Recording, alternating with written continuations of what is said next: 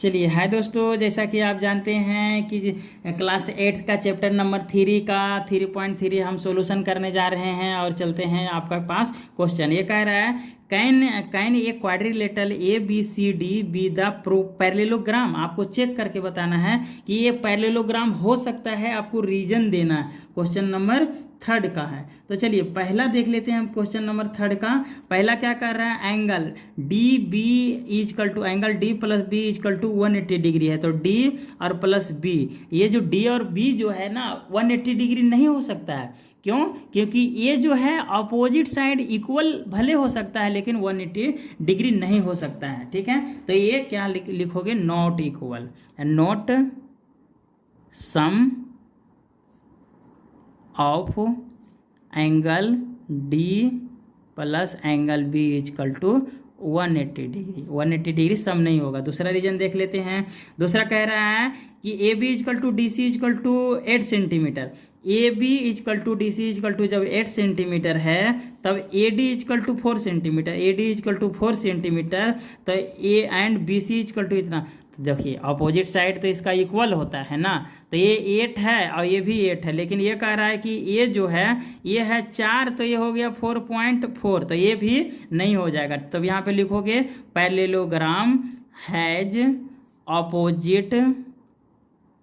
Opposite side are equal. ये हो गया। अच्छा अगला देखते हैं, एंगल ए, यानी कि एंगल ए जो है 70 डिग्री है, तो एंगल ए कितना होगा, 65 होगा। नहीं, दोनों साइड इक्वल होगा तो ये भी नहीं इक्वल होगा, ये भी नोट ए पैरेललोग्राम का प्रॉपर्टी, पैरेललोग्राम का प्रॉपर्टी है, ये पैरेललोग्राम का प्रॉपर्टी नहीं है। अगला देखिए, अगला कह रहा है draw a rough figure of a quadrilateral that is not parallelogram. वो पैरेललोग्राम नहीं होना चाहिए but exactly two opposite angle are equal. तो देखिए ये पैरेललोग्राम नहीं है, लेकिन ए साइड और ए साइड इक्वल होता है काइड का, और ए साइड इक्वल होता है, और इसका एक एंगल जो होता है ये इक्वल होता है, क्योंकि ऊपर वाला 2 साइड इक्वल है, नीचे वाला 2 साइड इक्वल है, तो दोनों एंगल इक्वल हो जाएगा। तो ये आपका फिगर हो जाएगा, और ये फिगर आप एग्जाम में बनाइएगा। अब चलते हैं क्वेश्चन नंबर 5 की ओर। क्वेश्चन नंबर 5 क्या कह रहा है, क्वेश्चन नंबर 5 कह रहा है कि the measurement of A 2 angle ratio दिया हुआ है 2:3, find each angle of a parallelogram. एक पैरेललोग्राम का फिगर है आपके सामने और उसका एडजेसेंट एंगल का रेशियो दिया हुआ। तो हम लोग जानते हैं ना कि we know that 2 adjacent angle of parallelogram is 180 degree. यह सम हो जाए, we know that the sum of, यहाँ पे लिख दीजिए सम। अब we know that sum of 2 adjacent angle of a parallelogram is 180 degree. यहाँ से कर लीजिए। तो चलिए अब देखिए यहाँ पे ए एंगल और ए एंगल का सम कर देते हैं। तो लिखते हैं angle D C B plus angle C B A equal to 180 degree. तो दोनों एंगल का रेशियो दिया हुआ है, इसका दिया हुआ है 2x plus 3x equal to 180 degree. तो यहाँ पे हमारे पास क्या निकल गया, 5x इक्वल टू 180 डिग्री। अब ए एक्स का वैल्यू कितना निकल जाएगा, 180 अपॉन 5, ये कैंसिल आउट हो जाएगा 36 टाइम में 36 डिग्री। ये कितना टाइम में हो जाएगा, 36 degree.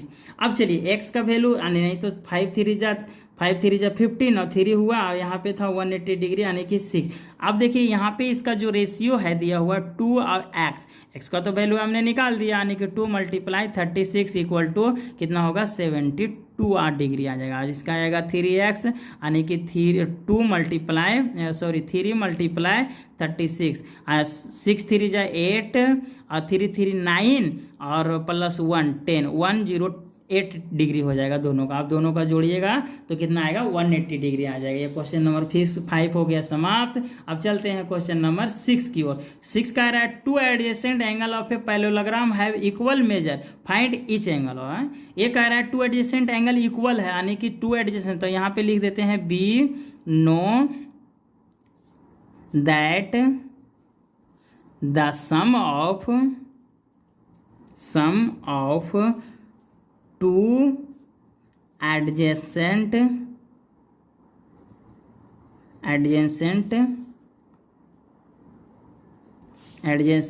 Angle of parallelogram is 180 degree. 180 degree हो गया। तो चलिए पहला इसको ए एडजेसेंट होगा और ए एडजेसेंट होगा। अब दोनों एंगल इक्वल है तो इसका मतलब है एंगल एक्स मान लेते हैं, ए भी एक्स हो जाएगा और ए भी एक्स होगा। तो x plus x equal to 180 degree, यानी कि एक्स का वैल्यू 2x हो जाएगा यहाँ पे 180 डिग्री। तब देखिए एक्स का वैल्यू हमारे पास क्या निकल गया 180 डिग्री अपॉन 2, यानी कि ये 90 डिग्री आ गया। तो जब x इक्वल टू आ गया 90 डिग्री तो इसका सारा एंगल जो होगा 90 डिग्री होगा, ये 90 हो जाएगा और ये भी आपका 90 डिग्री हो जाएगा और ये तो x 90 डिग्री है, तो इसका मतलब ये पैरेललोग्राम होगा। चलिए अब अगला क्वेश्चन देखते हैं। Question number 7, find the value of x y and z. तो चलिए फाइंड करते हैं। देखिए ये पहले अगर ये एंगल हम निकाल लेते हैं, इसका अपोजिट एक्स निकाल जाएगा, तो हम लिख लेंगे लीनियर पेयर का सम कितना होता है 180 डिग्री होता है। यानी कि अगर ये एंगल को हम कुछ और मान लेते हैं आर, तो देखिए r plus 70 degree equal to 180 degree. तो यहाँ पे आर इजकल टू क्या निकल गया 180 डिग्री माइनस 70 डिग्री, तो आर इजकल टू हो जाएगा 110, इतना हो गया। तो जब आर इजकल टू तो अपोजिट साइड इक्वल होता है, तो यहाँ पे जो आर इक्वल टू हो जाएगा एक्स, तो यहाँ पे एक्स के बराबर कितना हो जाएगा, एक्स के बराबर हो जाएगा आपका 110। पहला आंसर आ गया एक्स का। अब चलते हैं सेकंड में देखते हैं। तब देखिए एक्स का आ गया, तो अब आते हैं एंगल में। चलिए नाम दे देते हैं angle A, angle B, angle C, angle D. तो अभी देखिए triangle A B C, in triangle A B और डी में क्या होगा, सम होगा 180 डिग्री। तो चलिए A 40 degree plus x degree, और इसका भी कुछ नाम रख लीजिए। इसका नाम जब रखते हैं तो क्या नाम रख सकते हैं इसका, चलिए इसका हम नाम रखते एस रख देते हैं।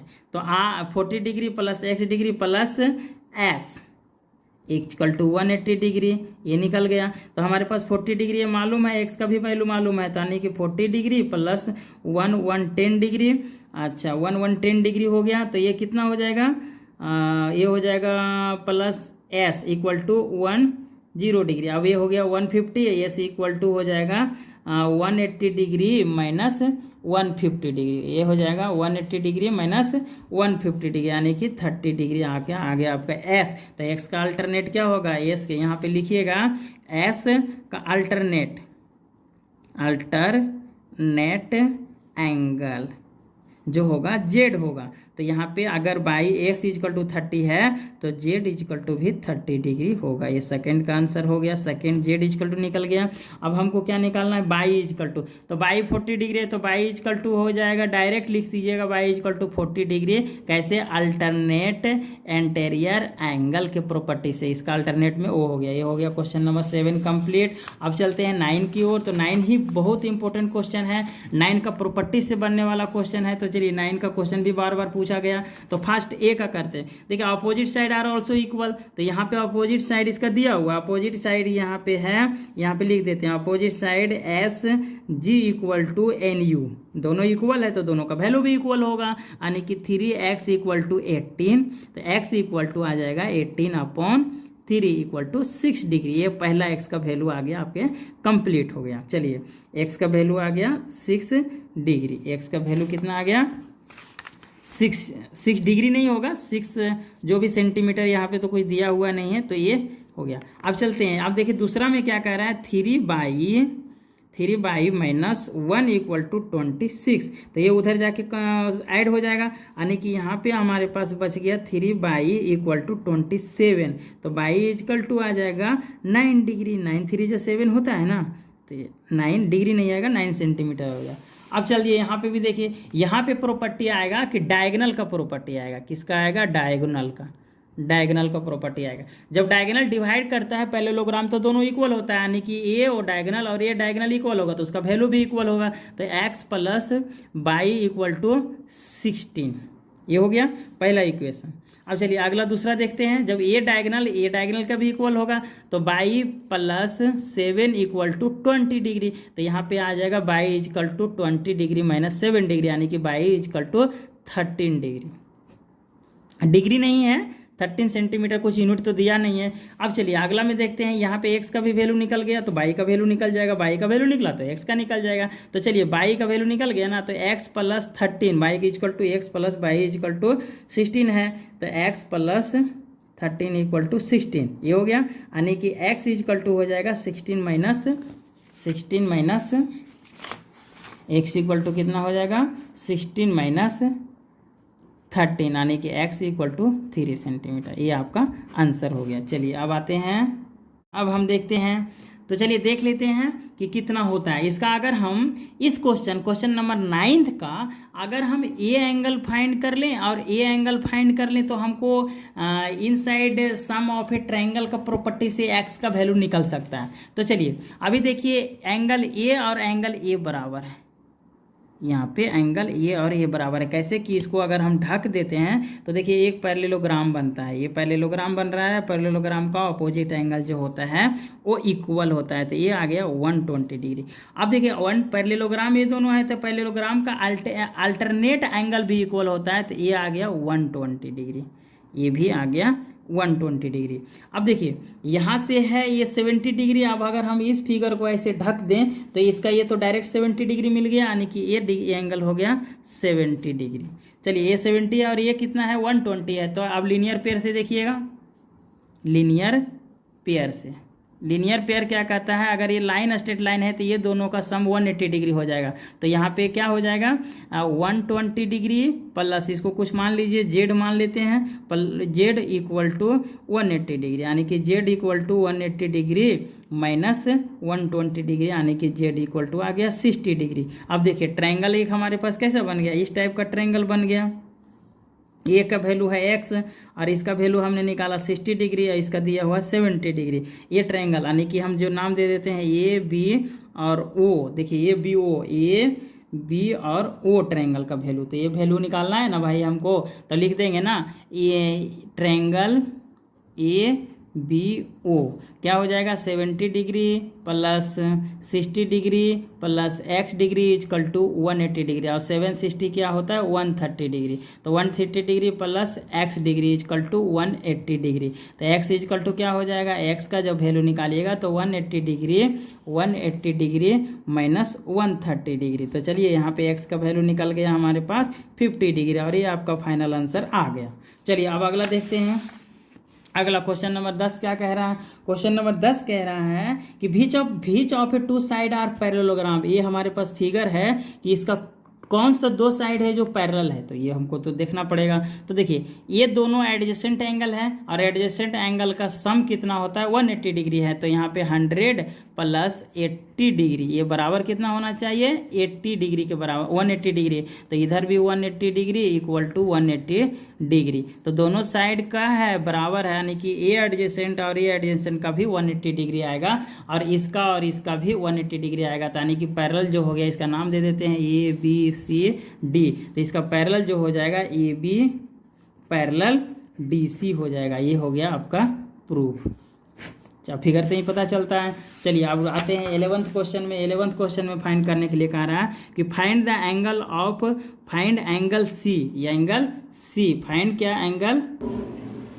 चलिए क्वेश्चन नंबर 11 देख लेते हैं। क्वेश्चन नंबर 11 क्या कह रहा है, फाइंड द एंगल सी, और जबकि ए बी पैरेलल है डी सी का। तो देखिए ए और बी, ठीक है। चलिए 11 क्वेश्चन का देख लेते हैं हम। 11 क्वेश्चन में कह रहा है आपका कि आपके पास एक फिगर दिया हुआ है, ये 120 डिग्री है और आपको एंगल सी निकालना है। तो एंगल अगर ये और ये पैरेलल है, गिवन है यहाँ पे कि A B parallel D C दिया हुआ है, तो ये भी हमारे पास ये है पैरेलल डी सी का ये है। तब ये दोनों पैरेलल में जब दिया हुआ है तो ये दोनों का सम 180 डिग्री आएगा, तो 180 डिग्री यहाँ पे सम आ गया।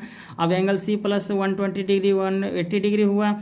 अब देखिए वो एंगल सी को यहीं छोड़ देंगे, उसको उधर लेके जाएंगे, तो एंगल सी इक्वल टू आ गया आपका 60 डिग्री। अब यहाँ पे चलते हैं, फाइंड द एंगल पी और एंगल एस।